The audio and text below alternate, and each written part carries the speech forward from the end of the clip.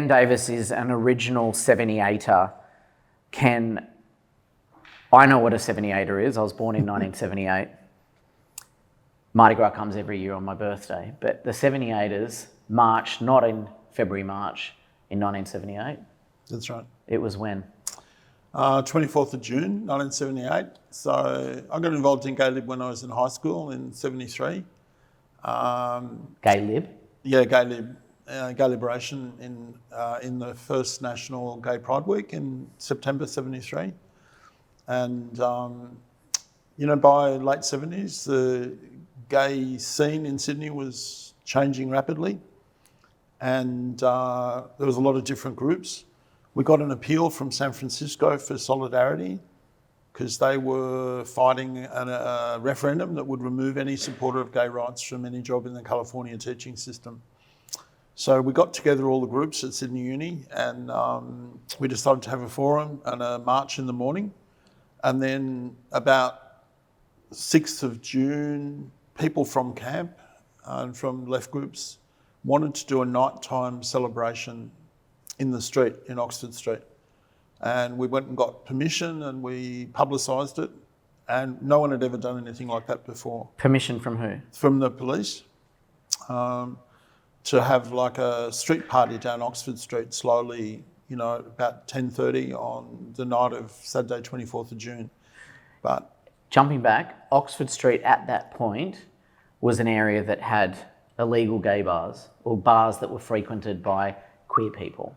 Yeah, so what had happened was there'd been a couple of venues in King's Cross and Oxford Street, but with the licensing laws, the pubs closed at 10 o'clock and then people went to clubs or bars after 10, and the ability of those clubs or bars to sell alcohol was, I don't know what to say, not clear. And so I guess a lot of the venues were paying the police for that. How old were you in 73? 73, I was 16. Okay, and so 78? Yep. 5 years? Yep. Later.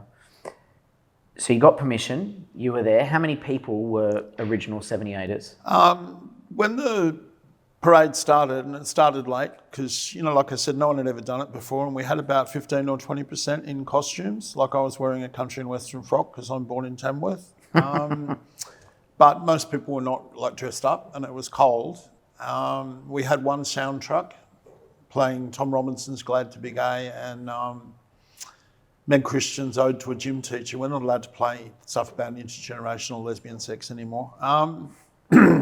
So I thought it wasn't going to happen because, characteristically people turned up late.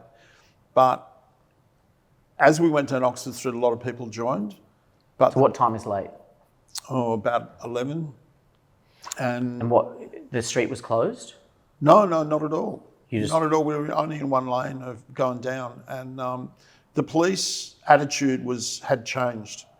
And so the police were making us go really, really fast. So we were sort of, instead of dancing or partying, we were running. And so by the time we got to what's now Whitlam Square, corner of Hyde Park, we were supposed to have a bit of a party and disperse, but the police wouldn't let us get into Hyde Park and confiscated the sound truck. And so then it became sort of more out of control, and by then it had about 1,500 people or maybe more. And people spontaneously went down College Street and up William Street to the Cross. And then after we were dispersing, after the El Alamein fountain, the police cordoned off both ends of the road, Darlinghurst Road, and started arresting people, but quite brutally. But I think, the police and the people that owned the venues, like the syndicate and the government, no one really expected it. But also no one expected the lesbians to start fighting back and to get people out of the paddy wagons and then... So the lesbians and gays were different, or wasn't it? No, but the police were initially targeting lesbians more than gay men. Okay, why? I think the police, the police force wasn't very integrated then. The idea that there were lesbians on the street in the middle of the night, I think the police saw women as more vulnerable, but that was a big mistake. So were you arrested? No, I wasn't arrested. I was trying to get my frock off, and I was with a lesbian who was in a cast on her leg, and we were sheltering with a very young Indigenous woman sex worker who, like a lot of people in the street, once there was fighting with the police, the pent-up frustrations around police conduct in the inner city erupted. So the original 78ers are what later or subsequently became Sydney Gay and Lesbian Mardi Gras. Through a couple of incarnations. Incarnations, but that is the history, and that's Yep. why that moment is so important historically. Yeah, I think two things came out of it. First was suddenly lesbian and gay rights was a public issue in Australia. The other thing was a question about police power around peaceful assembly, around Summary Offences Act, which was, you know, the body of law that arrested sex workers, people for drinking, people for demonstrating, but also Summary Offences Act meant that women could be arrested for kissing in Hyde Park, or men could be arrested for dancing together in bars, or people could be entrapped in toilets. So this was an enormous struggle, and I think a lot of allies, as we'd say now, like progressive people, civil libertarians, women's movement, trade unions, they suddenly saw this as a really big issue about who was in control, the police or the government. So there's a civil liberties issue as well, broader than just lesbian and gay So rights. if there's, for example, if there's a climate issue here today, there's other groups that get on board because it aligns with their ethos around whatever. The problem was that people had been peacefully assembling with a permit and had been arrested in large numbers. And so anybody that might value the right to peaceful assembly was sort of on our side against the government. How many arrests were there? Well, a lot of people got arrested and got released, but 53 people were taken to Darlinghurst Police Station, where Qtopia is. Where does this sit in terms of the Stonewall riots in San Francisco? It was the 9th anniversary. So after Stonewall in New York in '69, Sorry, San Francisco. Yes. every year in Europe and the Americas, there started to be annual marches. We didn't have that tradition, but the first Mardi Gras in '78 became our Stonewall, and it created a lot of division. So a lot of gay business, gay media, gay groups were really uncomfortable with it. The fact that we had a peaceful Mardi Gras with about 5,000 people the next year meant that it could be annual. And then in 1981, a broader group of people wanted to move it to summer, to the time of the Christian Mardi Gras. Because of the weather, or because Mainly because of the weather, and suddenly they can see the potential of like a broader part of the community or the venues or gay business or whatever being involved. And so, yeah, it was much better weather, well, theoretically, much better weather at the start of March or the end of February. But the problem was the first summer Mardi Gras had to be abandoned because the rain was too heavy and someone with a rifle was shooting at people. Great. So it wasn't all plain sailing. You've given us a taste of what life was like then. You were 21 or so in '78. What were you studying at uni? Yes, I was a postal worker and part-time studying. Yep. And were you out? Yeah, completely. But Sounds like the situation was pretty grim. In the late '70s, I had no hope that the law would change. Right. It wasn't grim in the sense of AIDS, in the '80s, but the consistent message was three things: that almost all religious groups saw homosexuality as a sin, except maybe the Quakers. It was a crime, sex between men was a crime in New South Wales with a penalty of 14 years and a whipping, but the penalty for rape was 7 years. But also Sydney was a world centre for psychiatric interventions to cure homosexuality by brain operations, for example in King's Cross, and by aversion therapy in a range of hospitals. So that's to associate pain or nausea with sexual arousal so that people repress their attraction. It was used also for gambling and for alcohol, but not actually very successful with anything. So you said 14 years and a whipping for men. What was it for women? There was no penalty for women having sex, but summary offences meant that public displays of same-sex affection were illegal. Yeah, so things were pretty bleak. This isn't that long ago. No, well, I mean, it's in the lifetime of a lot of people that are still alive. And, a lot of people my age, lesbians or gay men, had psychiatric interventions or were in trouble with the law for sex or for a public affection. Did you? Not me, but certainly a lot of my, contemporaries. I had friends that had aversion therapy at St Vincent's Hospital.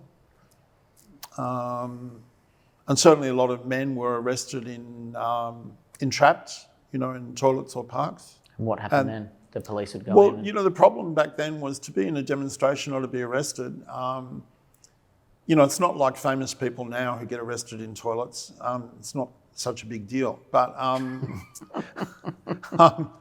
thinking of the Archbishop of Jerusalem in Britain, but that's another story. Or Bishop Dan, the toilet man in Melbourne. But then, to be publicly there was no public homosexuals in the mid-70s. Just didn't exist. It didn't exist in public life. There were bisexuals and there were transsexuals, but no one was publicly identified as homosexual.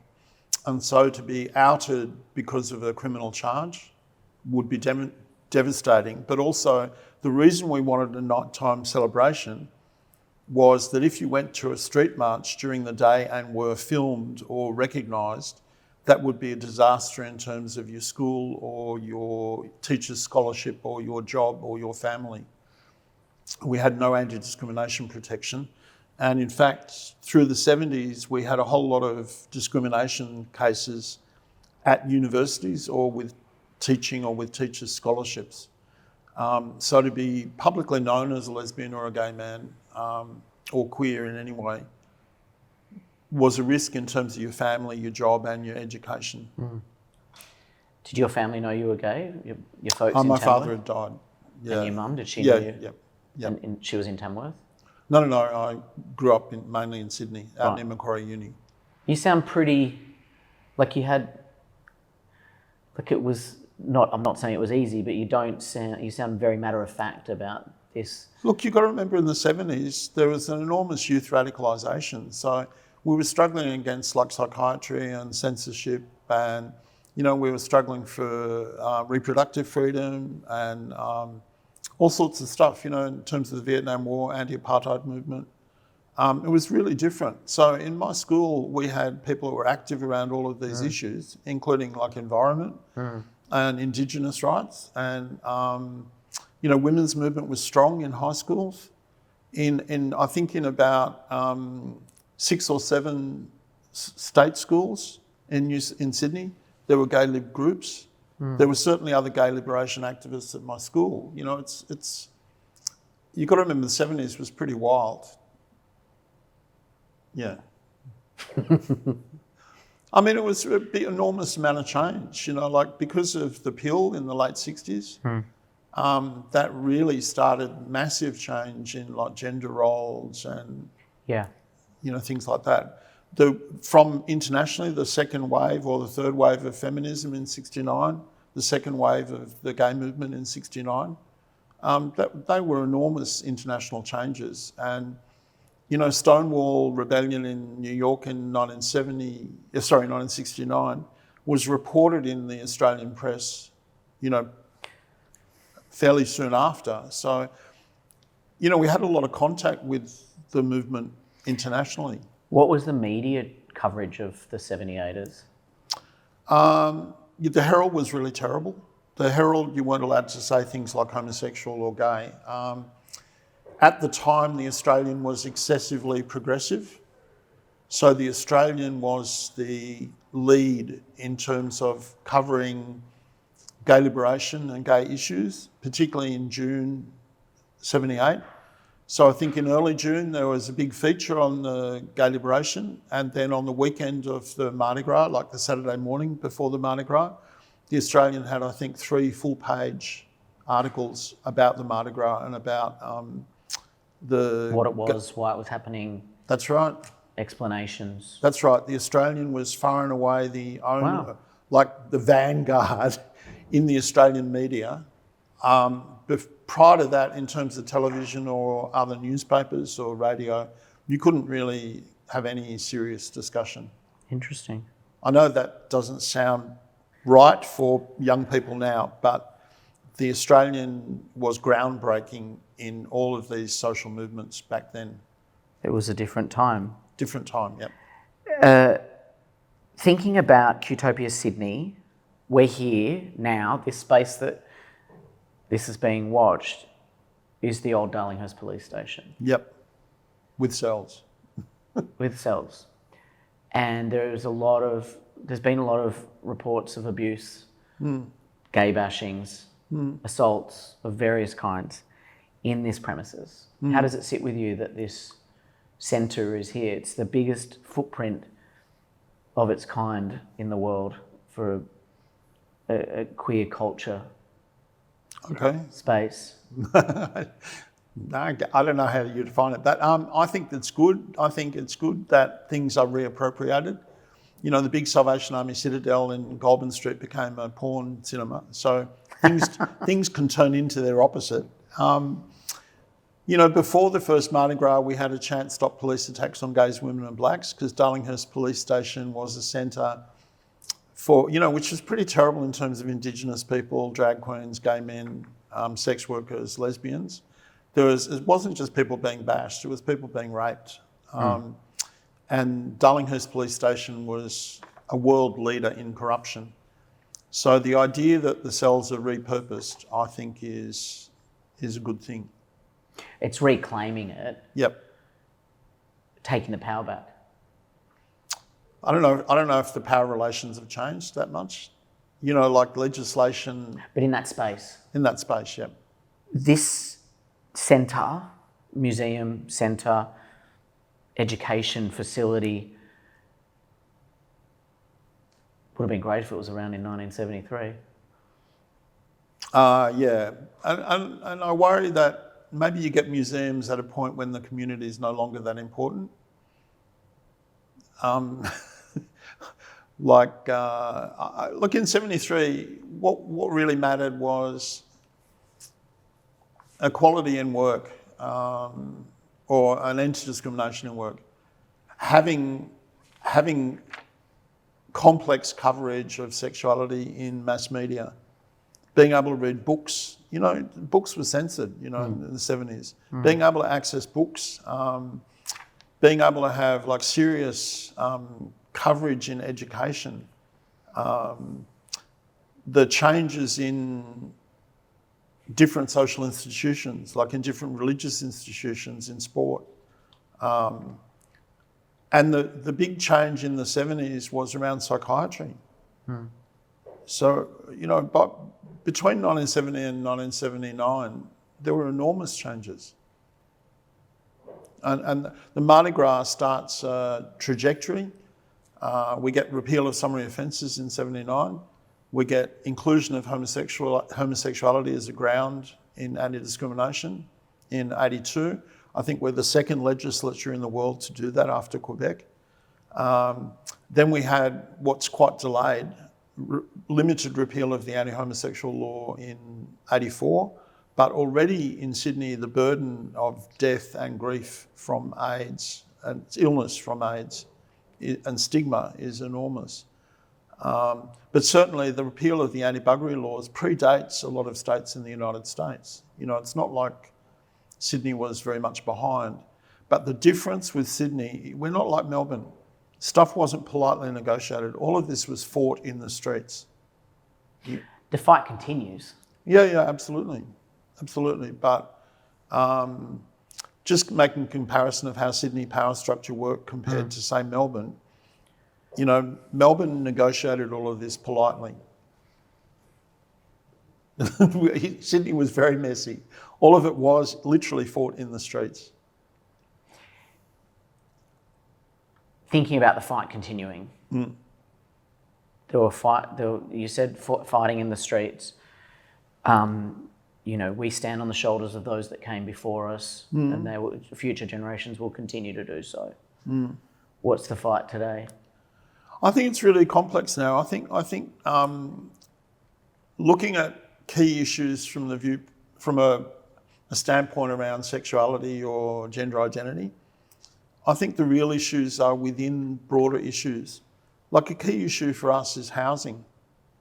Like we were able to be gay radicals, in share houses in the 70s, like to live together and to have sex and do whatever.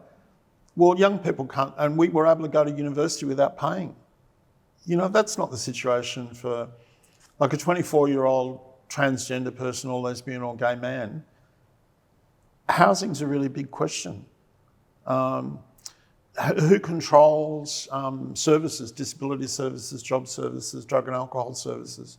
That's a really big question.